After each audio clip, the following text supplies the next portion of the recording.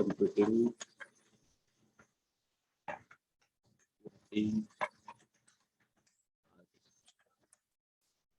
Architecture का word तो हमने काफी टाइम से सुन रहे हैं, right? Cloud architecture already we have seen in the beginning of the classes.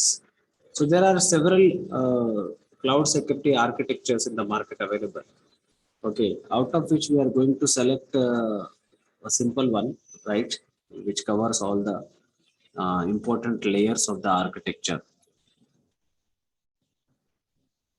Actually, this cloud computing architecture will be based on the categorization has been done on the basis of cloud computing services.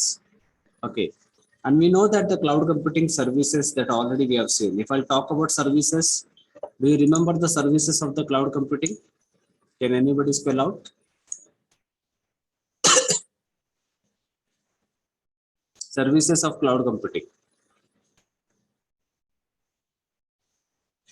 Infrastructure.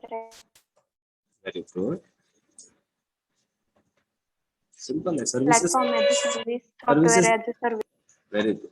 Services इतने ही है, important वाले, जो cloud provide करता है. Okay. Software as a service. These are the services. Okay. So based on the services, the cloud computing security architecture has been decided. Okay. So there are actually 4 layers in this architecture. There are 4 layers in this architecture. We'll see one by one. One is data center layer. Theory exam अगर होता है तो इसके ऊपर question compulsory आता है. 10 mark का question आता है और बहुत छोटा डिस्क्रिप्शन है इसका.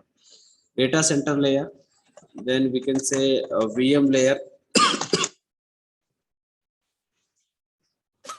बाप रे लेक्चर शुरू होता है कि खांसी चालू होती है.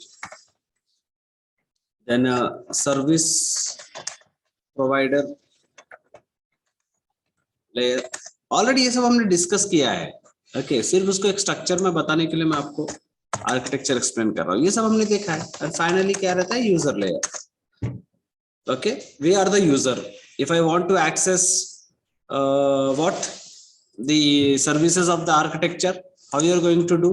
अगर मैं इसको सिंपली डायग्रामेटिकल फॉर्मेट में कोशिश करूंगा ड्रॉ करने का, ले लेता हूं, बेस्ट है. Okay, this is V, and suppose if I want to access the services, okay, how you are going to access the services on the cloud? This is cloud.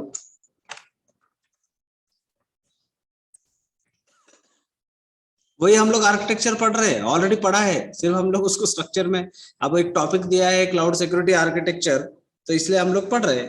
Okay, अब मैं user layer बोल रहा हूँ. User layer कहाँ रहेगा? Of course यहाँ रहेगा.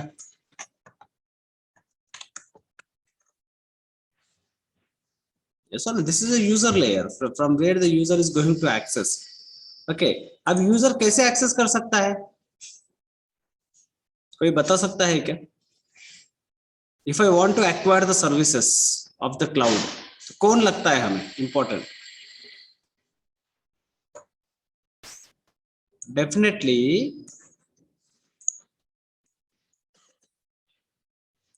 कौन लगेगा? Definitely we require service provider. हाँ, आपके सामने ही मैंने वहां पे लिखा है, आपको कॉमन सेंस यूज करना है. ये यूजर लेयर है. यूजर लेयर को अगर मुझे क्लाउड के सर्विसेज एक्सेस करना है, ओके, अभी मुझे घर में बैठ के आज तक न्यूज चैनल देखना है. आज तक न्यूज चैनल क्या है? ये एक सर्विस है, मिसाल जो मुझे देखना है. कैसे देखेंगे? उसके लिए कौन प्रोवाइड करेगा? आज तक आपको बहुत सारे सर्विस प्रोवाइडर्स है, राइट? D2H है, टाटा स्काई है, डिश टीवी है, ऐसे एयरटेल है, ऐसे सारे सर्विस प्रोवाइडर्स है. ओके, तो मैं एज ए यूजर, राइट, मैं किसको एक्सेस कर सकता हूँ? सिर्फ मुझे जो सर्विस प्रोवाइड करेगा उसी को मैं एक्सेस कर सकता हूँ by paying some charges, definitely. Okay, अब ये जो सर्विस प्रोवाइडर है, ये सर्विस प्रोवाइडर क्या करेगा? क्लाउड के अंदर ये आपको डायग्राम कहीं नहीं मिलेगा, आपको मैं एक्सप्लेन करने के लिए मैं उसको बना रहा हूँ, क्रिएटिव कर रहा हूँ। सर्विस प्रोवाइडर, राइट, अब मैं लेयर्स को एक्सप्लेन कर रहा हूँ कि कैसे आर्किटेक्चर होगा उसका। ओके, तो सर्विस प्रोवाइडर को कहां से सर्विस मिलेगा? वर्चुअल मशीन लेयर से। ओके, वर्चुअल मशीन कहां पे पुटअप किया गया है? वर्चुअल मशीन के अंदर, अगर मैं इस डायग्राम को एक्सपांड करता हूं, it's not possible now. Okay, इसी वर्चुअल मशीन के अंदर कहीं तो भी एक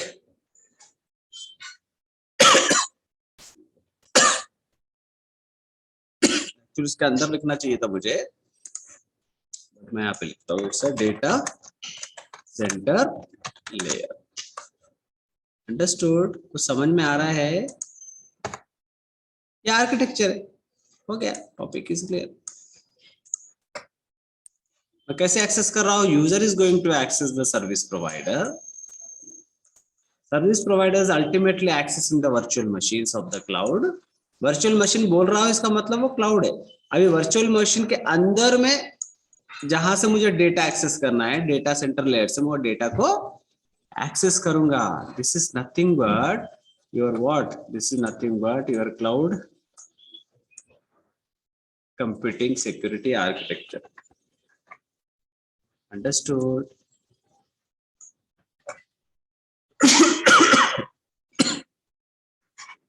sir no? Yes sir. Okay, ये मैंने मेरा डायग्राम बताया। अब नॉर्मल अगर आर्किटेक्चर आपको पेपर में आता है, आपको लिखना है, तो you can directly take the boxes like this. Text book में इस तरह से दिया हुआ है, एक के पीछे एक लेयर। टेक्स्ट बुक का भी आपको बताता था ताकि आपको कंफ्यूज नहीं होगा। ऐसे 4 लेयर दिया है। ओके, और यहाँ पे पहला अपन लिखते हैं, कौन सा लेयर आएगा? User layer. अब यूजर लेयर यानी क्या होता है? ऑथेंटिकेशन। क्या आता है इसमें? ऑथेंटिकेशन यानी क्या आता है बताओ, तो बताएगा? ऑथेंटिकेशन, सिक्योरिटी, सिक्योरिटी यानी ब्राउजर सिक्योरिटी बोलो, ब्राउजर सिक्योरिटी, ये सब आएगा ये सब। ऑथेंटिकेशन यानी क्या आएगा बताओ? यूजर नेम, पासवर्ड, राइट, इसके थ्रू ही आप एक्सेस करोगे ना क्लाउड सर्विसेज को। AWS अगर मैंने बोला, यहाँ पे टेक्निकल वर्ड अगर मैं यूज करता हूँ, AWS is your service provider, Azure is a service provider, right. हमने जब से डेमो देखा तब से मैं बात कर रहा हूँ, साइन अप करो, साइन अप करो, साइन अप करो। What is that sign up करो? That is nothing but your authorisation, authentication. Okay, उसके बाद यूजर लेवल के बाद क्या है? Service provider, service provider layer. Okay, इसमें क्या होगा सर्विस प्रोवाइडर लेयर में? वही है, सर्विस प्रोवाइडर आपको आइडेंटिटी एंड एक्सेस मैनेजमेंट देगा, IDMA बोलते हैं उसको। ओके, कुछ एग्रीमेंट्स रहेंगे, सर्विस लेवल एग्रीमेंट्स रहेंगे, ऑडिट रहेगा। ये सर्विस है ना, जो सर्विस दे रहा है ये सब चीजें आएगा। मीटरिंग रहेगा, मीटरिंग यानी बिल, अपने घर का मीटर रहता है ना, इलेक्ट्रिक बिल का मीटरिंग यानी बिल, कितना एक्सेस कर रहा है, कितना यूज कर रहा है, वो सब चीजें उसमें पता चलेगा। कौन से लेयर में? सर्विस प्रोवाइडर लेयर में। उसके बाद VM लेयर। VM लेयर बोले बराबर आपको समझ में आएगा कि VM लेवल की सिक्योरिटी, ये सिक्योरिटी की बात कर रहे हैं हम लोग, इसलिए हम सिक्योरिटी वर्ड ज्यादा आ रहा है। हाइपरवाइजर्स रहेंगे इसमें, उसकी उसकी सिक्योरिटी रहेगी, एटसेट्रा। और finally data center layer. Okay, जहां पे फिजिकल हार्डवेयर सिक्योरिटी ये सब चीजें डिस्कस होगी। Physical hardware network hardware, physical hardware security, network security, क्योंकि हम सिक्योरिटी की बात कर रहे हैं, we are in the security zone. Okay, तो सिक्योरिटी कौन कौन से लेवल पे प्रोवाइड किया जाता है, ओके, उसका आर्किटेक्चर हम लोग देख रहे हैं। ओके, तो सबसे पहला आर्किटेक्चर हम लोग देख रहे हैं वो है यूजर लेयर। यूजर लेयर क्या करता है? This layer is responsible for identity and access management services, like sorry, this layer is responsible user interaction, मैंने सेकंड लेयर का बता रहा हूं मैं आपको। यूजर लेयर का क्या है, right? It is the first layer, right, where the user is interactive with that particular cloud provider. It is responsible for user authentication. ये यूजर लेयर किसके लिए रिस्पॉन्सिबल रहता है, user authentication and authorization, right. और browser level securities वगैरह हो गए, अगर आप कभी एक्सेस करते हो तो कुछ प्लगइन्स पूछता है, कुछ कुकीज पूछता है, राइट। कभी कभी सिक्योरिटी के पैचेस इंस्टॉल करो ऐसे बोलता है, right. It is all happen at the client side only, means user side only, so that all things will be handed over in the user layer. Second आता है service layer. It's responsible for identity and access management. Identity and access management बोले बराबर इसमें भी authorization ही आपका आता है, right? Different kind of service level agreements जो होंगे उसके कुछ compliances होंगे, कुछ audit issues होंगे, ये सब आपके service provider layer जो है वो हैंडल करता है। देन VM लेयर क्या करता है, it involves the VM level security issues, जैसे कि VM मॉनिटरिंग करना, उससे हाइपरवाइजर से रिलेटेड कुछ इश्यूज है क्या, बेयर मेटल है क्या, राइट, या फिर OS टाइप 2 है क्या, टाइप 1 है क्या, राइट। ये सब इश्यूज को हैंडल कौन करेगा, वर्चुअल मशीन लेयर करेगा। And finally data center layer, okay. तो डेटा सेंटर लेयर में जनरली फिजिकल और जैसे नेटवर्किंग हो गया, ऐसे the related issues will be going to be solve in this particular layer. Basically it's related the traditional infrastructure security concerns. Traditional means basic, old one, right, जैसे कि physical hardware security हो गया, theft protection हो गया, कुछ physical assets की security हो गया। Assets means ultimately that RAM, ROM, hard disk and everything will come into the picture. Okay, so this is all about what the security cloud security architecture. इसके अलावा हम ज्यादा इसमें डिटेल में जाएंगे नहीं, शॉर्ट स्वीट। मैंने ये आपको ये बुक का एग्जांपल यहाँ पे बताया है, ये मैंने अभी आपका जस्ट जो आया दिमाग में वो मैंने बताया ताकि आपको अच्छे से समझ में आए कि एग्जैक्टली आर्किटेक्चर कैसे काम करता है। Is that clear? This will and up this topic cloud security architecture. I'll save this, बाद में मैं आपको मॉडल पे डालता हूँ। आप लोगों को नोटिफिकेशन आता है क्या जब मैं यहाँ पे अपलोड करता हूँ? नहीं सर, नहीं आता है। अब नोटिफिकेशन ऑन करके रख दो मॉडल्स के, कभी कभी आता है अलाउ करके, जो आता है ना अलाउ करो उसको नोटिफिकेशंस को। मैं क्या करता हूँ जनरली, मैं अप टू डेट जैसे लेक्चर होता है मैं अपडेट कर देता हूँ आपके मॉडल पे। तो जितने भी मेरे ये व्हाइट बोर्ड के स्क्रीन है ना, वो सब अभी मैं आपके पर्टिकुलर चैप्टर के अंडर में ही मैं डालता हूँ, तो आपको इजीली आपको एक्सेस करे cloud security architecture. Okay, so this will finish. And इसके बाद मुझे लगता है सिर्फ एक ही टॉपिक मैं लेता हूँ, बाकी तो चैलेंजेस वगैरह देखा हूँ मैंने सिलेबस में, वो ऑलरेडी कवर हो चुके हैं। अभी एक ही चैप्टर, एक ही टॉपिक बचा है, वो है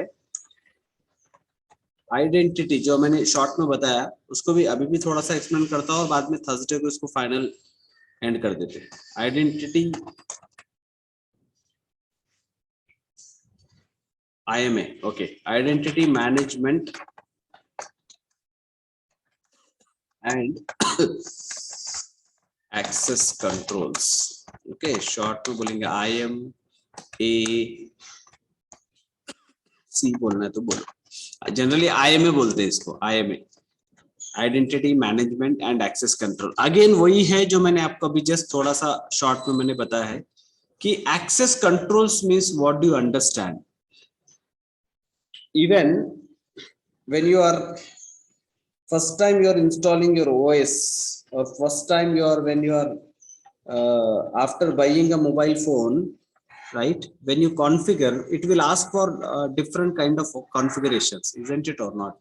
If you observe, कोई भी मोबाइल लेते हो आप तो बहुत सारे कॉन्फ़िगरेशन पूछता है, अलाउ करो, ये अलाउ करो, एक्सेस कंट्रोल्स होते हैं। ओके, ऑब्जर्व किया आपने? ऐसे ही क्लाउड सर्विस में, क्लाउड प्रोवाइडर में अगर मान लो आपने कुछ सर्विसेज का एक्सेस करने की कोशिश किया तो definitely it's going to be ask you some restrictions. Okay, why actually this is used, क्यों इसकी जरूरत पड़ती है? हर जगह अभी आप देखो, राइट, आपको एक्सेस कंट्रोल पूछा जाता है, रिस्ट्रिक्ट करता है. कोई भी एप्लीकेशन अभी आप देखो जो मार्केट में लॉन्च हो चुका है और जो हम यूज कर रहे हैं, उसमें एक्सेस कंट्रोल्स होते हैं कुछ. Definitely it's for security, definitely it's for security. Even though in your home also, right, you have some access controls, isn't it or not? आपके घर पे भी अगर आपने ध्यान दिया तो कुछ एक्सेस के रिस्ट्रिक्शंस है. ओके, बोलते कि अरे नहीं ये एक्सेस मत करो, वो एक्सेस मत करो. जो एक्सेस करना है आपको देंगे, जो एक्सेस नहीं करना है वो आप एक्सेस नहीं करेंगे. इवन आपके फ्रेंड्स है तो उसको भी घर में आने के बाद कुछ चीजें एक्सेस करने का कंट्रोल है, कुछ चीजें एक्सेस करने का कंट्रोल नहीं है. इट ऑल डिपेंड, मीन्स मैं आपको जस्ट एग्जांपल बता रहा हूँ कि हर जगह कुछ रिस्ट्रिक्शंस होते हैं. Some access controls are there. Why this access controls are there? To restrict whom and what access. सिंपल, अगर मैं इसको सिंपली नॉर्मल लैंग्वेज में अगर लिखना चाहता हूं तो मैं बोल सकता हूं इट रिस्ट्रिक्ट whom, नीचे लिखता हूं restrict whom and what access to our information resources. Information resources. कौन एक्सेस करेगा और कितना एक्सेस करेगा? ओके, अब जब मैं ऐसी बात करता हूं तो actually it yields to some 4 categories और 4 kind of you can say functions. Okay, 4 functions. ये रिस्ट्रिक्शन जो है वो चारों चीजों के लिए अप्लाई होता है. फॉर एग्जाम्पल आइडेंटिटी, ये बहुत इंपॉर्टेंट है. Identity verification, access control. किसी ने भी पूछा what do you mean by identity access control, the first thing you should say there are some restriction to whom and what should be accessed or who is going to access that resources and what extent that resources are going to be accessed. Okay, so in a broader category, identity management access control means these 4 things: identity verification, authentication, authorization,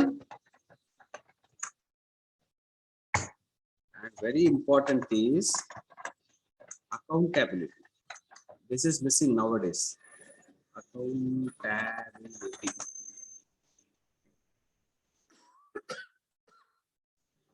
This is very important.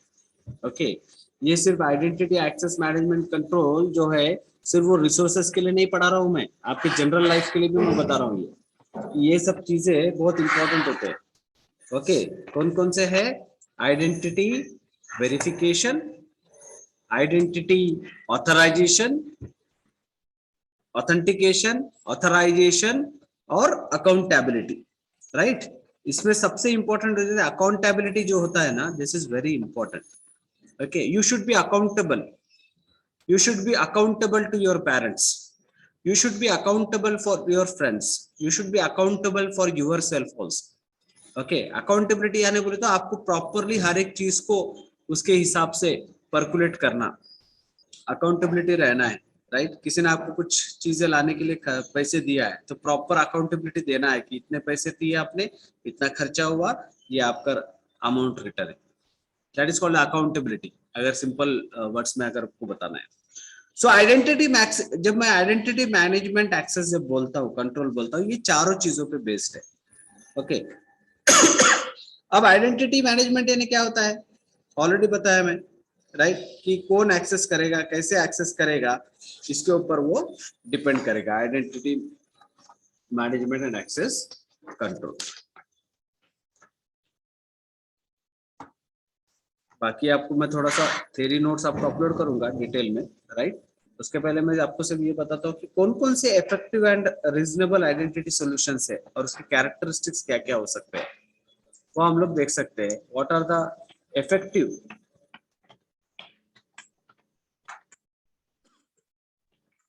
and reasonable identity solutions. एक दो example बताता हूँ फिर मैं stop करता हूँ lecture, बाकी हम लोग बाद में देखेंगे. Identity verification is a stronger when you support by the other controls. Means what? Identity verification. एक एग्जांपल मैं बता रहा हूँ. आइडेंटिटी इफेक्टिव कैसे रह सकता है, आइडेंटिटी मैनेजमेंट इफेक्टिव कैसे रहता है, तो उसमें इफेक्टिवनेस के लिए हम लोग बोलते हैं वेरिफिकेशन. इवन दो अब जब आप कोई भी साइट पे जब आप फर्स्ट टाइम साइन अप करते हो तो वो वेरिफिकेशन करता है, अगर आपने ध्यान दिया होगा तो. Even you are developing the projects, okay, तो एवरीबडी सेइंग कि किसको कंफर्मेशन लिंक जाएगा क्या, राइट? That is what we are doing the identity verification. यानी उसमें मोबाइल नंबर आप डालते हो, मेल आईडी डालते हो, एक बार साइन अप करने के बाद उस पर्टिकुलर जो आपने मेल आईडी दिया वो प्रॉपर है क्या, उसको वेरीफाई करने के लिए सिस्टम क्या करता है, आपके मोबाइल पे या तो ओटीपी भेजेगा या तो वो वेरिफिकेशन लिंक आपके मेल आईडी पे भेजेगा. फिर वो बोलता है कि please go and click on that link to verify your account. ऐसा देखा है आपने, कभी महसूस किया है? यस सर, किया है. या of course, because that is identity verification. जब तक वो अगर आइडेंटिफाई वेरीफाई नहीं होता है तो आगे के हम लोग बिजनेस ट्रांजैक्शंस नहीं कर सकते. Okay, the moment you click on that click verification link, what happen, you will be redirected to that again, that page, that website, that e-commerce website, and then you can continue with your shopping. Okay, so इसलिए this is effective कैसे होगा, identity management और access controls effective कैसे होगा, उसके लिए एक example है आइडेंटिटी वेरिफिकेशन. और ये स्ट्रांग होना चाहिए. स्ट्रांग होना चाहिए इसका मतलब क्या होना चाहिए, आपका अकाउंट आईडी और पासवर्ड, राइट, ये बहुत स्ट्रांग होना चाहिए. इसके लिए हम क्या करते हैं, अगर आपने कभी कभी कुछ कुछ जो इंपॉर्टेंट साइट्स होते हैं, राइट, वहां पे आपको बोलता है कि password should also be like this only, one letter capital, one number should be there, one symbol should be there. Why they are doing so? 8 characters limit also there, sir. Yes, the character limit is also there. These all are what? These all are the restriction. अभी मैंने आपको बताया था first, जैसे one identity and access management जैसे बोला, right, क्या है रिस्ट्रिक्शन. रिस्ट्रिक्शन मीन्स व्हाट, कौन एक्सेस करेगा, कहां तक एक्सेस करेगा और कैसे एक्सेस करेगा. इसलिए हम लोग इवन तो पासवर्ड सेट करते हैं तो उसमें 4 चीजें रहते हैं, 1 2 3 4. पहला कैपिटल लेटर होना चाहिए, एक तो भी लेटर कैपिटल होना चाहिए, एक तो भी नंबर होना चाहिए, एक तो भी सिंबल होना चाहिए, और ये password should be minimum 8 characters. This is nothing but identity management and access control. Okay, characteristics में बता रहा हूं कि किस तरह से स्ट्रांग होना चाहिए, ये आप अच्छे से अपने दिमाग में डाल दो. ओके, देन दूसरी चीज होता है multi factor authentication. Multi factor authentication, multi factor authentication means 2-3 dimensions में इसको कैलकुलेट करना है, इसलिए तो मल्टी फैक्टर बोलते हैं, right. Something the subject knows, something the subject has, something the subject is, अलग अलग अलग रहता है. एग्जाम्पल, जब मैं बोलता हूं something is a single word, something the subject knows, something the subject has, something the subject is. Now the something the subject has knows means what?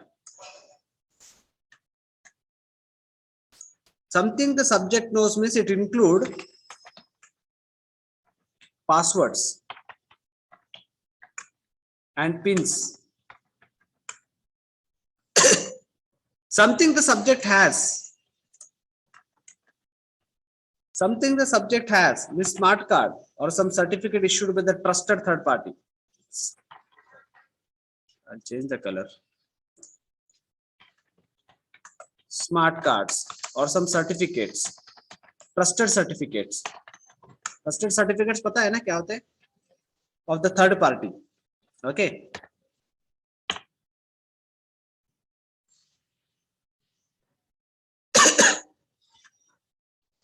and something the subject is means using above any two. Use of two or these, use of these dimensions, दोनों use करके करना, right ये इसको क्या बोलते हैं, multi factor authentication. अगर आपने गूगल किया और सपोज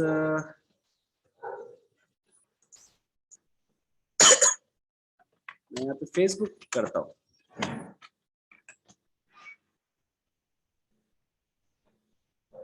मेटा, यहाँ पे क्लिक किया, okay. Are you able to see this URL? Yes, sir. Then see this lock here, closed lock. What is this? It's a security. It's a security. If I click this, it will show the trusted certificate. Connection is secured. Your information, for example, are you able to observe this? Connection is secure. Your information, for example, password or credit card numbers is private. When it is sent to this particular site, he is giving the certificate. Certificate is valid. See, if you want to check, you go to certificate details. Understood or not? Process Yes, of sir. identity to a remote control, remote computer. This certificate is intended to the following purposes. Ensure the identity of a remote computer. This is the address of that particular domain. Issued to, किसको मिला है? Issued by. This is the organization who is going to allocate. हमने पढ़ा था already security challenges में कि आपको certificates की ये करना पड़ेगा, preparation करना पड़ेगा, जो भी service provider है. Valid कब तक है? Up to 9 February 22. It is going to be renewed. Okay, so what is this? This is all are the trusted certificates. कुछ sites पे ये आपको दिखेगा नहीं. That means that site is not trusted. That certificate is not under the compliance of that security architecture. Cloud security architecture हमने देखा था CSA. Okay, उसमें उसने उसको register किया नहीं है. Okay, तो कभी भी payment transaction आप देखते हो, all payment gateways are secured. Axis Bank. If I click this, see, this is the notification. Are you getting? Access control. Who wants the access control now? For my browser, I am the user layer. Who want? The Google wants to send the notification. The Google is asking me, please allow me or block me. If I allow, then what happen? आपके right hand side में हमेशा popups आते रहेंगे. कुछ भी Google में आ गया news, इधर में पॉपअप्स आते रहेंगे. I don't allow, I block it. मैंने उसको रिस्ट्रिक्ट कर दिया. Am I getting or not? Yes, sir. If I click on this axisbank.com, again you see it's again the trusted certificate. Connection is secured. If I click on this, certificate is valid. You can see the certificate validity. Are you able to see this one? 21 to July 22 तक उसका valid है. Trusted by RSA, CA, organization, definitely different organization. Issued to Axis Bank. Okay, so this is very important. If something goes wrong, this can take the action on this Axis Bank. Kind of thing. और कुछ sites होते हैं जहां पे यहाँ पे HTTPS नहीं होता है. आप secured कैसा है? S का मतलब secured है. S नहीं है, that means that is not a secured. Is that clear, everyone? जो मैं अभी मुझे एकदम क्लिक हुआ तो मैं वाला दिखा देता हूँ आपको. ये जो हम लोग पढ़ रहे हैं वही वहां पे है.